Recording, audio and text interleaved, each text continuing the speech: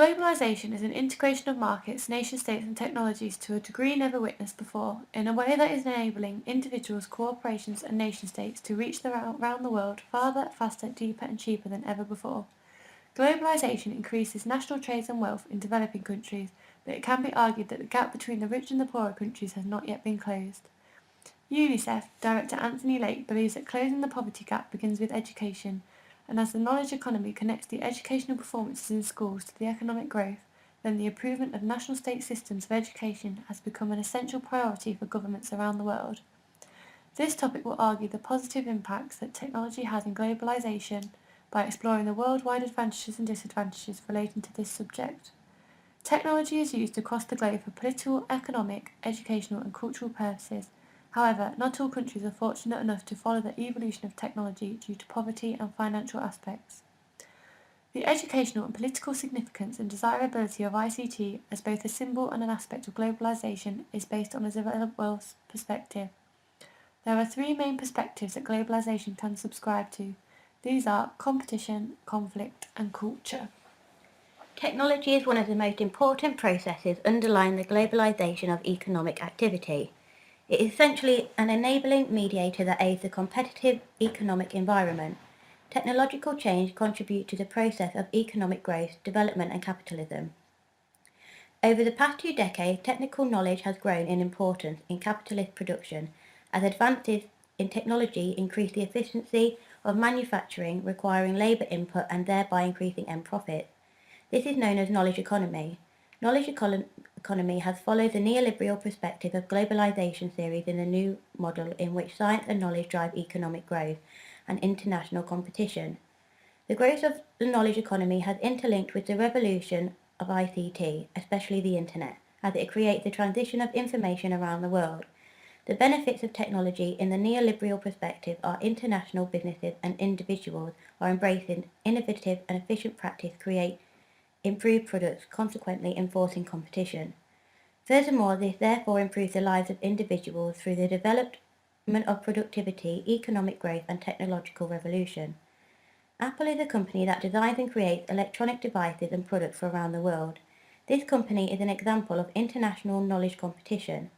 Apple had to find methods to increase their profits due to globalization, which is mainly achieved through foreign employment and outsourcing. The majority of Apple's employment is in South China, as the suppliers are willing to cut corners and exchange chemicals for cheaper alternatives, and they are pushed harder to complete devices in a shorter period of time. The consequences to Apple's approaches in accomplishing a profit escalation are suppliers being involved in accidents or explosions, protests and workers committing suicide due to the level of pressure. Multinational corporations are able to transfer jobs to any country in order to receive the lowest production costs to increase profit. Sufficiently many countries therefore reduce salary in order to attract global employers and maintain employment. Most employers from South China would have gained a level of education relevant to knowledge economy. However, due to the intense competition of technology, some employers work in inadequate conditions on a poor salary, resulting in a misused procedure of their education. The educational system follows the global economy as countries comply to compete with one another, effectively applying the most efficient practice and policies, such as the integration of ICT, to complement the impact of education development within the educational organisations. Supplying a high-quality, effective education is essential in a competitive society. The global knowledge economy encourages a competitive society by executing international achievement tests. These assessments are dispensed to schools in many countries around the world to collect international competitive data in order to rank the national educational systems. However, due to the competitive international society, the industrial economy, worldwide governments and educational systems are facing challenges within economic growth and employment. The careers that the younger generations aspire and their investment on education are being challenged by the global change in capitalism. Globalisation serves as a catalyst for conflict, creating friction between different communities. The national governments engage in diplomacy bilaterally and via international organisations such as the World Bank, but this is purely a facade that maintains existing dominant power relationships between nations whilst pretending to aim towards development, education for all, and the prevention of poverty. The One Laptop Per Child project is an example of the conflict present within globalisation. It is a non-profit scheme designed in 2006 for children in developing countries to aid them with their education. The organisation aimed to build a low-cost laptop to engage and teach children within the classroom and to connect them with one another and the world. The One Laptop Per Child Association improved children's cognitive skills, but it did not aim to improve standardisation test scores or student achievement, which in turn isolates the developing countries from the competition in education that is occurring in wealthier nations. Furthermore, the developing countries that are using their inexpensive equipment are being excluded from competition of technology development, as a large amount of the world's population has advanced onto smartphones.